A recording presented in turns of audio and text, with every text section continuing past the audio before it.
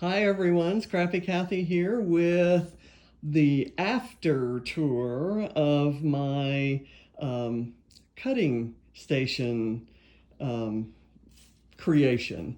You may remember that this view that I'm showing you right now, there was a pile of stuff on the top, for lack of a better word, and a mix of I don't know, stencils and stamps and alphas and all kinds of other things.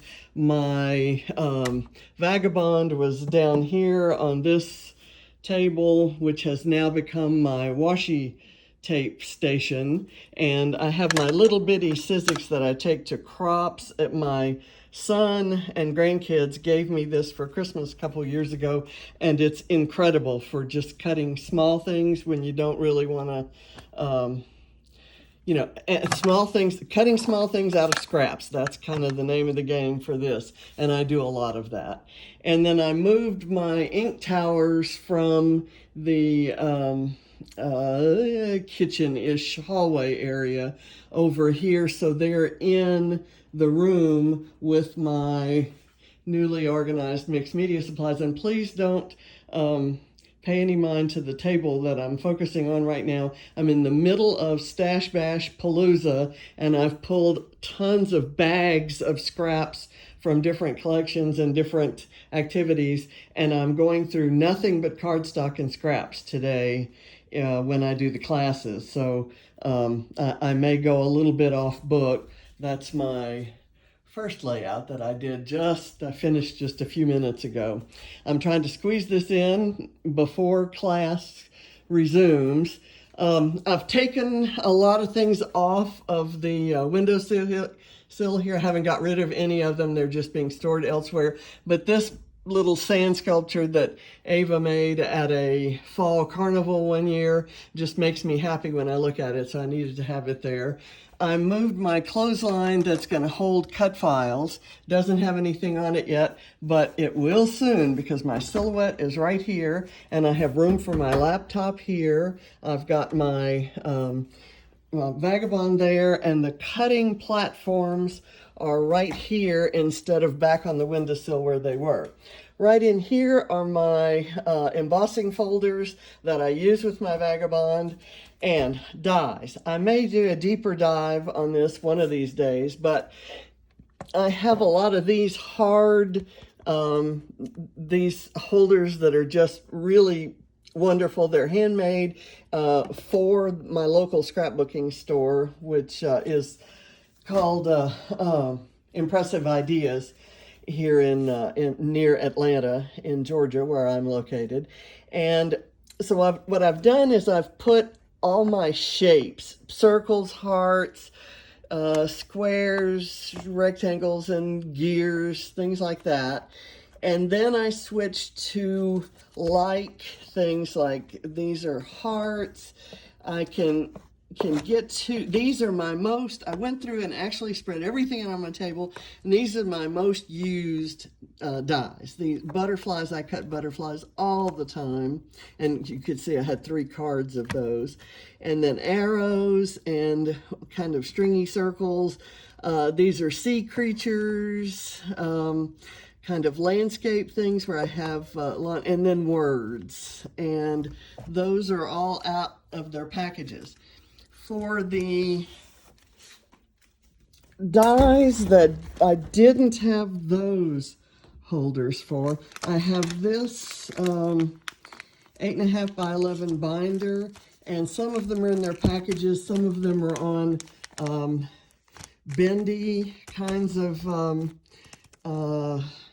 magnetic pieces, and they just don't stay on, so they end up dropping down into the bottom of whatever container they were in. I've got some tags, I've got some cookware, and just miscellaneous things. Eventually I hope to get the if you remember, my commitment is not to spend any money, so I already had this binder, I already had those page protectors, and I was able to get them in there, and I can use them. Let me see. What I can't do necessarily is lift that. Then I have this little container of dies that are still in their packages. And I use those a lot. They were kind of languishing in a container with all of these, so I had kind of lost touch with them. Over here is a collection of papers that are especially for fussy cutting or die cutting, and I will organize that later. I'll address that when I do papers. I still have my embellishments down below, and I've kind of cleaned some of that out. I've moved my wood veneers there, and this container has all of the alphas taken out, and it now contains all the words, the thicker words. And now I'm going to move to let's see, over in here, something else that was over in that what is now my cutting station were my sewing supplies. I gathered them all in one bin. Gonna do a little bit better organization there, but there was a little space here where I couldn't put anything in front of those plugs, so I just kind of slid it in there, and I know where it is and I can get to it. I've pulled those towers. All the scrapping supplies are gone from here.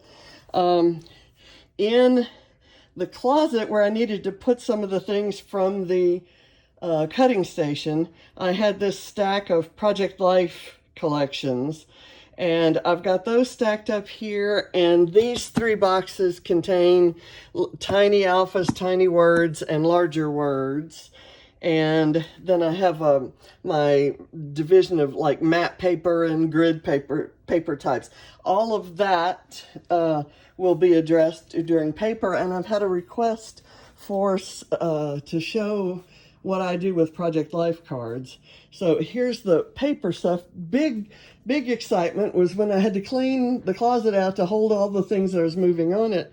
I didn't find, I mean, it wasn't lost. I knew where it was, but it's just my big 27-inch Mac, which when I got my laptop, I thought I would give to one of the kids. The kids, it turns out, don't want big honking computers. They want little cute, cool looking laptops. So nobody took my Mac, so I put it in the closet. Now I'm using it. It actually connects with my scanner. It's compatible with my scanner because it has the older software on it. So I got my scanner back in an organization project. I was looking at spending $1,000 on a new scanner because that scanner had become a paperweight when they upgraded the operating system on my laptop to Mojave, which I needed to do for photo printing. But in all of this, I now just use this Mac as a kind of a printing and scanning station, and I love it. I love that I can do that. That frees up my laptop for going to the cutting station, which you can just kind of barely see in that view. So I'm going to move on over here to the closet. The closet now has those 6 kind of cabinet-y things, and in my mixed media organization, I ended up putting all of my embossing supplies there, and some texture supplies there, and other texture supplies there. A few, I want to say watercolor, blank watercolor, blank prints that I intend to watercolor, let me put it that way. Then there's some felt, and then other shapes, and my jelly plate, and I've got some paints here, I've got my adhesives here, and this is a folder or a binder that holds empty pocket pages. All of this stuff is likely to be readdressed, and I still haven't gone through my paints, but they're happily down here, and I have been able to find what I needed. Up in here, I have moved this stuff from the cutting station, and also this, and these are my 8.5 by 11 solid cardstocks that I use for card making, and these are my cardstock scraps. There's black and white, and these are warm colors, and these are cool colors, so I can pretty much find a scrap, any scrap I want. I've brought in, I found some stamps that I had. This stamp I had actually lost track of. I was looking for it a couple weeks ago and didn't know where it was. I've kind of put that there, and I've got some other, these are mixed media stamps, and they're going to go in a single container.